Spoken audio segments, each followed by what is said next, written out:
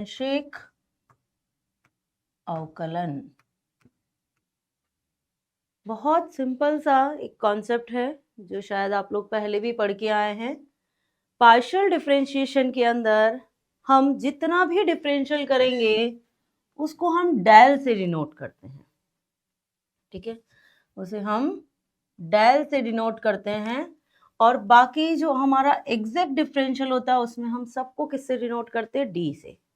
But हमने 11th-12th में पढ़ा, हमने ऐसा कोई स्टैंडर्ड फॉर्मूला नहीं पढ़ा कि डेल के लिए डिफरेंशिएशन अलग होता है और डी के लिए डिफरेंशिएशन अलग होता है।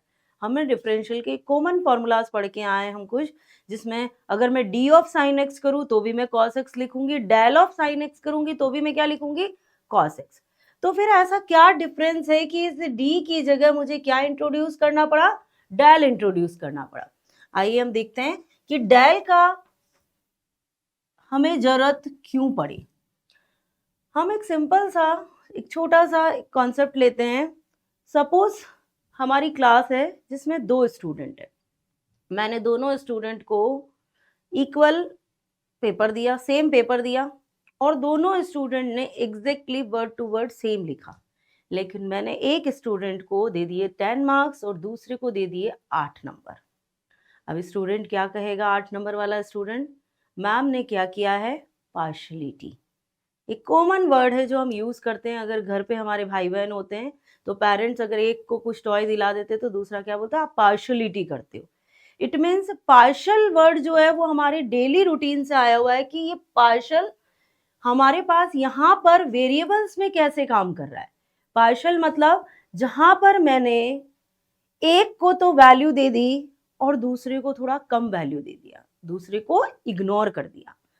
एक को वैल्यू देना, दूसरे को इग्नोर करना, या दूसरे को वैल्यू देना, पहले को इग्नोर करना। इसका केस हम यहां पर लेते हैं। सपोज मेरे पास जेड है, तो मतलब पार्शियल का केस, अगर मेरी क्लास में एक ही स्टूडेंट होता, अगर आप सिंगल चाइल्ड है, इट मीन्स नो पार्शियलिटी। ज्यादा दिया तो भी उसका, कम दिया तो भी उसका, उसके पास कंपैरिजन के लिए कुछ नहीं होगा कि पेरेंट्स ने पार्शियलिटी किया है कि नहीं किया। सेम अगर क्लास में एक ही स्टूडेंट था और उसको मार्क्स दिया 8 दो या 10 दो, कोई पार्शियलिटी नहीं। पार्शियलिटी का केस कब रेज होता है? जब हमारे पास एक से ज्यादा पर्सन अवेलेबल होते हैं। बिल्कुल सेम वही कॉन्सेप्ट हम हमारे मैथ्स में लगाते हैं कि एक फंक्शन अगर एक पर डिपेंड करता तो देयर इज नो पार्शलिटी, लेकिन एक फंक्शन अगर एक से ज्यादा पर डिपेंड करता, एक फंक्शन जिसे हम डिपेंडेंट वेरिएबल बोलते हैं, डिपेंडेंट वेरिएबल, इन्हें हम बोलते हैं इंडिपेंडेंट वेरिएबल। ये होता है परतंत्र चर। परतंत्र चर मतलब जो एक्स और वाई पर डिपेंड कर रहा है। इंडिपेंडेंट मतलब स्वतंत्र चर जो किसी पर डिपेंड नहीं कर रहा है। तो हम यहां पर क्या ले रहे हैं? Z मेरा कैसा है? Class teacher. X और Y मेरे पास क्या है? यहाँ पर 2 स्टूडेंट। एक से ज्यादा X Y और भी हो सकते हैं, X1 Y1, खूब सारे एलिमेंट यहाँ पर अवेलेबल हो सकते हैं। इंडिपेंडेंट वेरिएबल बहुत ज्यादा भी हो सकते हैं। हमें तो एक से ज्यादा करना है, हम सिर्फ अपना कॉन्सेप्ट यहाँ कनेक्ट करने की कोशिश कर रहे हैं। तो पार्शियल वर्ड कहाँ से आया? जो डेली रूटीन में हम पार्शियल वर्ड यूज करते हैं वही हमने कहाँ लगा दिया? यहाँ वेरिएबल्स पर लगा दिया कि Z एक डिपेंडेंट वेरिएबल है, वो 2 पर डिपेंड कर रहा है, X और Y पर। X और Y वाले केस में जब भी डिफरेंशियल अप्लाई करेंगे तो हम वहां क्या यूज करेंगे? Operator del. लेकिन अगर Z is a function of X तो इस केस में मैं क्या लिखूंगी? dz by dx। लेकिन यहां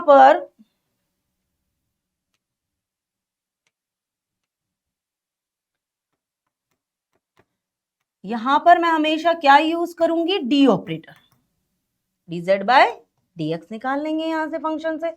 लेकिन यहां जब भी मैं यूज करने जा रही हूं del z by del x, it means मैंने एक को प्रायोरिटी पर लिया, दूसरे को इग्नोर किया। तो हम यहाँ पर क्या करेंगे? जब भी del z by del x करेंगे हम y को एज अ कांस्टेंट ट्रीट करेंगे कि हमने उसे वैल्यू दिया ही नहीं है।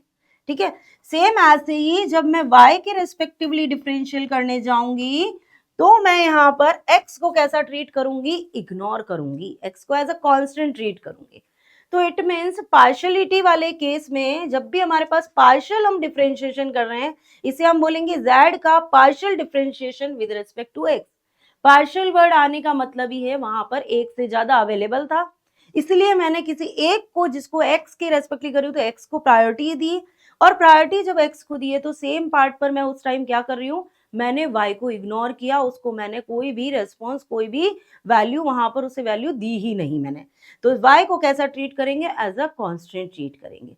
तो आपको हमेशा ध्यान रखना है जहां पर हमारे पास डिपेंडेंट वेरिएबल एक और independent variable more than one available हो, तब वहां पर जो डेरिवेटिव्स हम कैलकुलेट करते हैं, जो हम कोफिशिएंट निकालते हैं, इन्हें हम बोलते हैं पार्शियल डिफरेंशियल कोफिशिएंट।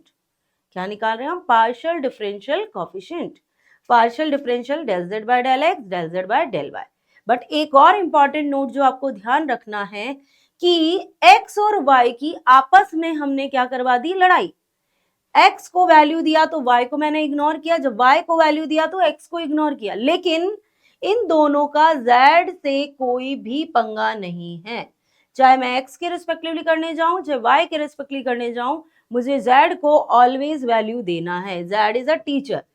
चाहे स्टूडेंट की आपस में लड़ाई हो जाए, लेकिन उसे टीचर से पंगा नहीं लेना है, क्योंकि टीचर से पंगा लेते ही क्या हो जाएगा, हमारा रिजल्ट नीचे गड़बड़ा जाएगा।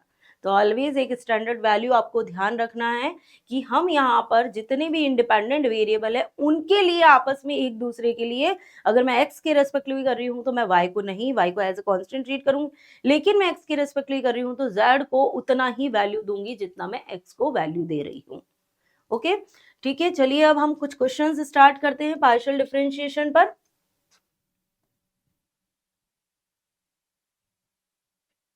प्रीवियस ईयर में आए हुए कुछ क्वेश्चंस मैं यहाँ पर ले लेती हूँ। Yes, if u equal fr where r equal root of x square plus y square, then prove that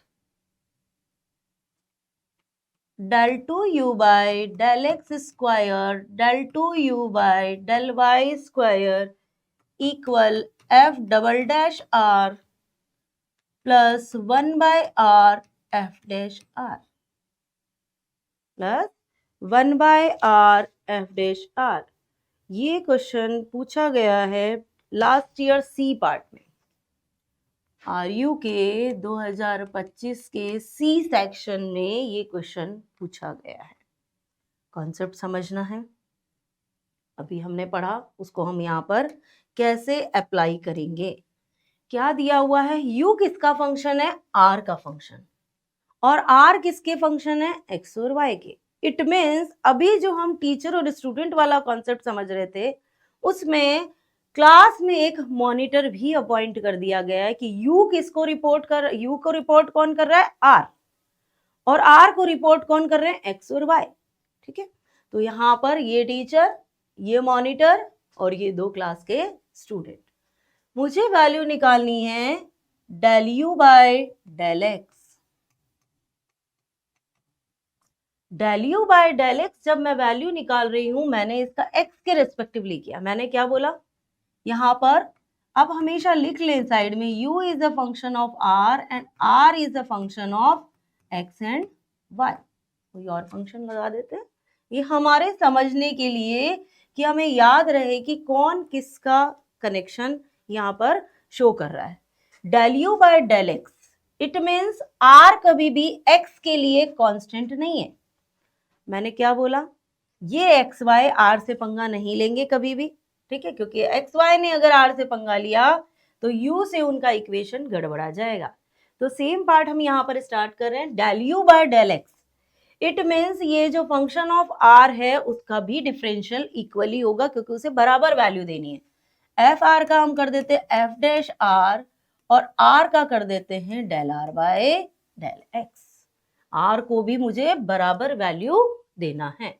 अब del are by del x के लिए हमारे पास बहुत सारे वैल्यूज है। पहले देखिए यहाँ से, R square equal x square plus y square, 2r del are by del x equal to x. ध्यान रहे जब हम x के एक्सपेक्ट कर रहे हैं, x के सापेक्ष जब अवकलन कर रहे हैं आंशिक अवकलन, y कैसा है मेरा एज अ कांस्टेंट।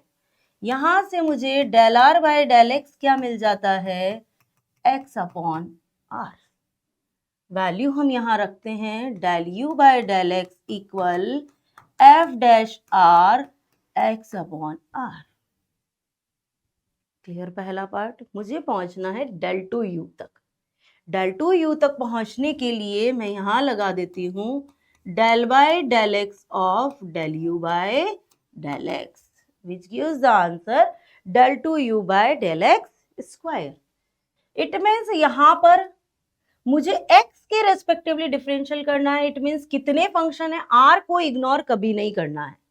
पहला, दूसरा और तीसरा, 3 फंक्शन का मुझे यहां पर डिफरेंशियल करना है।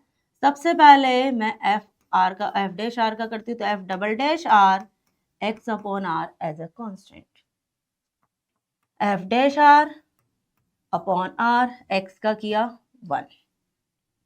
नेक्स्ट पार्ट पर हम 1 बाय आर का कर देते हैं। पहले मैं टर्म लिख देती हूँ, एक्स एफ डैश आर और 1 बाय आर का करेंगे तो -1 बाय आर स्क्वायर, साथ में क्या आ जाएगा del are by del x. यहां पर भी हमारा del are by del x term यहां पर आएगा, f double dash r x by r, और यहां पर क्या टर्म आएगी बीच में, मैं यहीं लगा देती हूँ del are by del x. क्योंकि हमने आर के रेस्पेक्टिवली जब भी कर रहे हैं तब आर को उतनी ही वैल्यू देनी है जितनी मैं एक्स को दे रही हूँ। तो हमने एफ डैश आर का किया, एफ डबल डैश आर का करेंगे तो del are by del x. जितने भी del are by del x है उनकी जगह क्या पुट कर देते हैं, एक्स बाय आर। यहां से क्या मिल जाता है, x square by r square f double dash r plus f dash r upon r minus x by r x square by r cube f dash r. किसका वैल्यू मिला, del two you by del x square. Value यहां से हमें मिल चुकी है, f dash r वाला value है हमारे पास। यहां से हम इस टर्म को क्या कर देते हैं, क्योंकि ये वैल्यू मुझे मिली है del two you by del x square की, मुझे प्रूफ क्या करना है, एफ डबल डैश आर और एफ डैश आर का ये फॉर्मेट मुझे यहाँ से लेके आना है। तो हम यहाँ पर पार्ट करते हैं, del two you by del x square आया है, बिल्कुल वैसे ही del two you by del Y square लिख लेते हैं सिमिलरली। एक्स स्क्वायर की जगह क्या आ जाएगा, वाई स्क्वायर। बाकी पैटर्न कोई चेंज नहीं, बिकॉज एग्जैक्टली सिमेट्री वाली इक्वेशन है। Plus f dash r upon r minus y square upon are cube f dash r. पूरा डिफरेंशियल फिर से करने की जरूरत नहीं है, बहुत आसानी से हम पार्ट लगाएंगे। अब हम LHS में वैल्यू रख देते हैं, del two you by del x square plus del two you by del Y square equal, दोनों को कंबाइन करना है। This is first equation, this is second equation. हम LHS के लिए क्या अप्लाई कर रहे हैं, 1 + 2। ठीक है, यहां से हम कंबाइन करते हैं तो क्या कॉमन आ रहा है, 1 by r square f double dash r, common क्या आ गया, x square plus y square. यहां पर हम कंबाइन करते हैं तो क्या आएगा, 2 by r f dash r. यहां पर हम कंबाइन करते हैं तो हमें क्या वैल्यू मिल रही है, Y square upon are cube आ रहा है, तो यहां आ जाएगा माइनस में, लेते हैं 1 मिनट,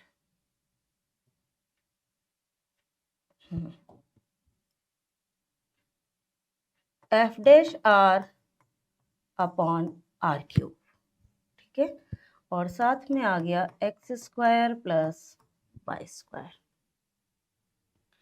ठीक है, यहाँ पर नेक्स्ट स्टेप लेते हैं, बिकॉज मुझे कहाँ पहुंचाना, एफ डबल डैश और एफ डैश का एक single term, f double dash r x square plus y square equal r square so r square upon r square f double dash r plus 2/r f dash r minus f dash r upon are cube x square plus y square equal r square.